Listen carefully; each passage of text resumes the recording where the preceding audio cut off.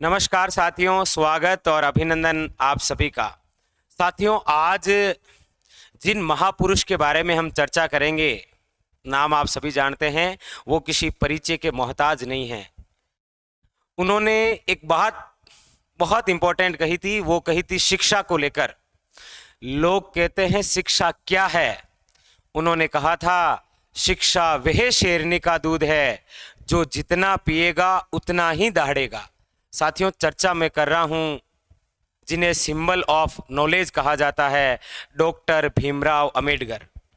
आज से 131 वर्ष पूर्व इन महान पुरुष का जन्म हुआ था आपके महू एमपी में। पूरी चर्चा करेंगे इनके बारे में। डॉक्टर भीमराव अंबेडकर, जिन्हें भारतीय संविधान का निर्माता, आधुनिक युग का मनु और बाबा साहब और यहाँ तक कि विश्व रत्न के नाम से जाना जाता है। और साथ में आपको एग्जाम को मद्देनजर रखते हुए पूरी चर्चा करेंगे इनके बारे में। देखिए, डॉक्टर भीमराव अंबेडकर, एक एक बात आप समझिएगा इनकी।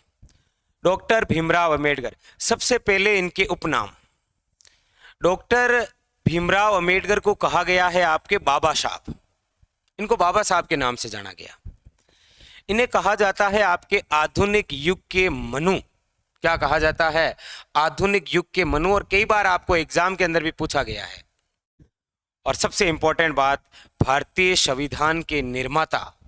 ऐसा संविधान लिख डाला जो विश्व का सबसे लंबा संविधान है, विश्व का सबसे बड़ा संविधान है। भारतीय संविधान के निर्माता, ये तो इनके उपनाम हैं। बाकी ये किसी परिचय के मोहताज नहीं हैं। इन्हें अर्थशास्त्री कह सकते हैं, आप राजनीतिज्ञ कह सकते हैं, एक धर्म सुधारक के रूप में ये जाने गए। आइए आगे चर्चा करते हैं। इनका जन्म हुआ था साथियों 14 अप्रैल 1891 में। और कहाँ पर हुआ था? तो महू, मध्य प्रदेश में। इनके पिताजी का नाम था रामजी मालोजी, जो एक सूबेदार हुआ करते थे। इनकी माताजी का नाम था भीमाबाई। और इनका जन्म जिस परिवार में हुआ वो था महार परिवार, जिसे अछूत परिवार के नाम से भी जाना गया। मतलब आज भी आप देखते हैं समाज के अंदर जाति छुआछूत, ऐसा बहुत कुछ है। तो सोचिए उस 20वीं शताब्दी में क्या सिचुएशन रही होगी। उस परिवार में जन्म लिया था डॉक्टर भीमराव अंबेडकर ने। ये इनका जीवन परिचय है कि इनके उपनाम क्या है, इनका जन्म, इनके पिताजी, इनके माताजी और इनका जन्म किस परिवार में हुआ। लेकिन फिर भी इन्होंने शिक्षा को हमेशा पकड़े रखा। इसीलिए जीवन में याद रखिएगा, शिक्षा बहुत महत्व देती है। देखिए इनके बारे में, शिक्षा के बारे में।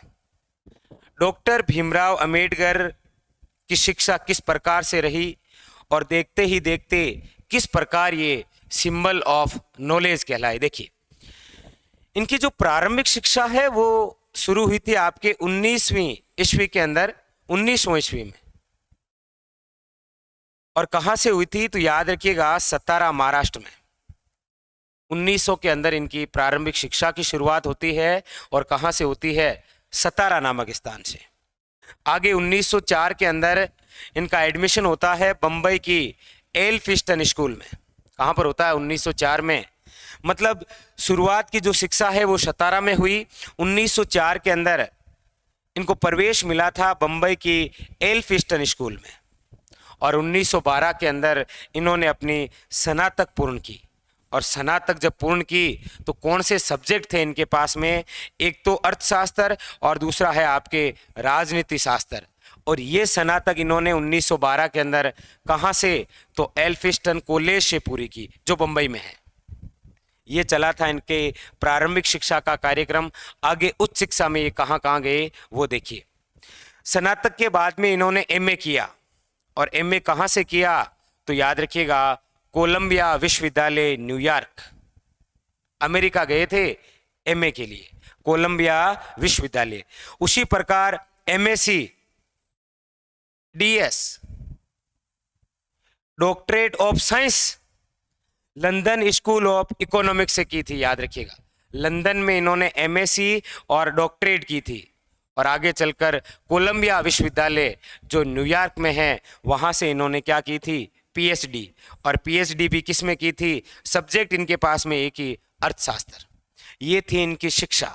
प्रारंभिक शिक्षा 17 से 1904 के अंदर स्कूली शिक्षा हुई बंबई के अंदर एल्फिस्टन स्कूल में। स्नातक पूर्ण किया था इन्होंने एल्फिस्टन कॉलेज में। स्नातक के अंदर सब्जेक्ट थे इनके पास में अर्थशास्त्र, राजनीति शास्त्र। एमए किया था कोलंबिया विश्वविद्यालय से। एमएससी डीएस ये किया था आपके लंदन स्कूल ऑफ इकोनॉमिक्स में, मतलब एमएससी और डॉक्टरेट ऑफ साइंस।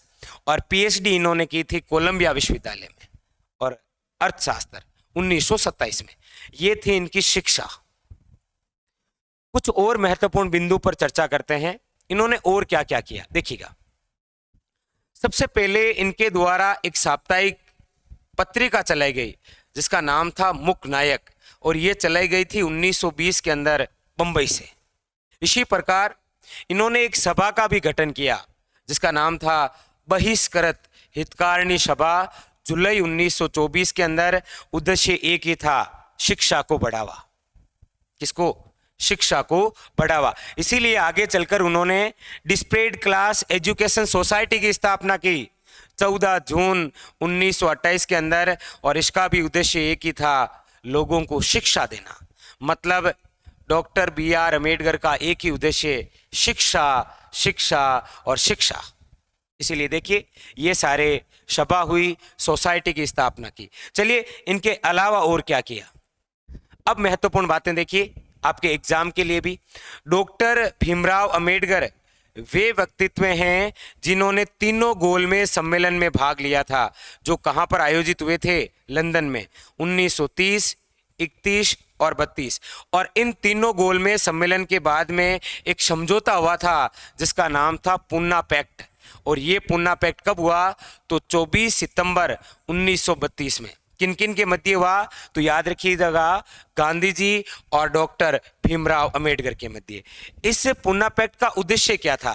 इसके तहत कार्य क्या हुआ? इसके तहत कार्य ये हुआ कि जितने भी वंचित वर्ग थे उनके लिए निर्वाचक मंडल नियुक्त किया गया था। ये थी पूना पैक्ट की खास बात, जो कब हुआ था? 24 सितंबर 1932 के अंदर। जितने भी वंचित वर्ग थे ना, उनके लिए अलग से निर्वाचक मंडल बनाया गया था। 1936 के अंदर इनके द्वारा एक पार्टी की स्थापना की गई थी, स्वतंत्र लेबर पार्टी की, याद रखिएगा। और 1942 के अंदर इनके द्वारा शेड्यूल कास्ट फेडरेशन की स्थापना की थी, जिसका उद्देश्य यही था, शिक्षा को बढ़ावा देना। अब देखिए आगे और क्या हुआ। इनके अलावा आप जब संविधान पढ़ते हैं तो आर्टिकल 14 जरूर पढ़ते होंगे।